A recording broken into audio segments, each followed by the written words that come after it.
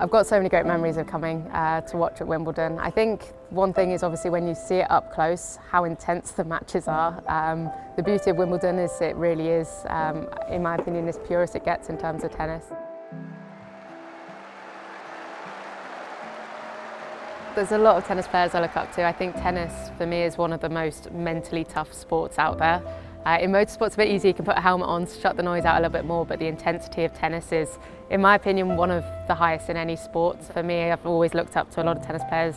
As a female in sport, Serena Williams has always been a standout as an inspiration for me. I think creating role models is incredibly important. Having that visibility of women in the sport is fundamental. Really, it's a cliche saying, we say it a lot, but it is that if you see it, you can be it kind of feeling. And if you switch on the TV and you see female tennis players, pundits, engineers, mechanics, racing drivers, I think that's only going to encourage the younger generation to give it a go and try it. And I think what I'm trying to do with the Jamie Chadwick series is encourage as many young girls into karting as possible to try it.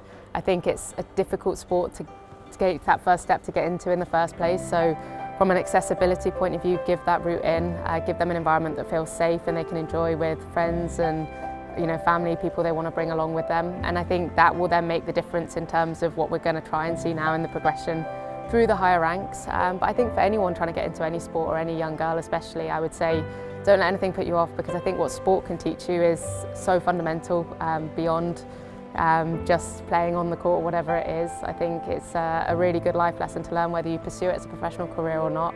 Obviously it's an incredibly physical sport, but I think the biggest thing is the strategic element of it. When I watch a tennis game, I think they're just hitting a ball obviously very, very well back and forth, but there's so much strategy in it, trying to pick up on players' weaknesses and kind of work out what their next kind of plan is throughout a match, and understanding that. And actually in motorsport it's kind of similar. A lot of the work we do isn't actually behind the wheel or in the car or even in the gym. Sometimes it's the engineering elements, setting up the car, dialing everything perfectly in, and those kind of elements maybe are what surprise a lot of people, that it's not actually just about what you do when you're behind the wheel. There's a lot more behind the scenes that goes into it. I love it in tennis when they always sort of look back and they're talking to the box. They're trying to get bits of feedback, and I can relate to that as well, because sometimes you're really reliant on them and you need to lean on them, and you're the one out there on the court yourself, but at the same time you're relying on your team a lot.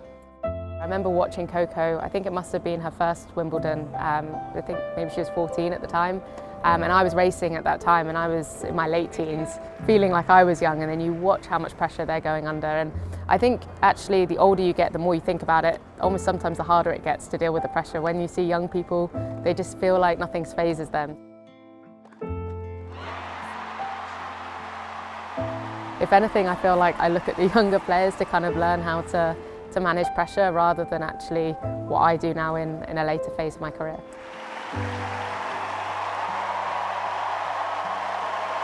Honestly, I have quite a few memories of Wimbledon.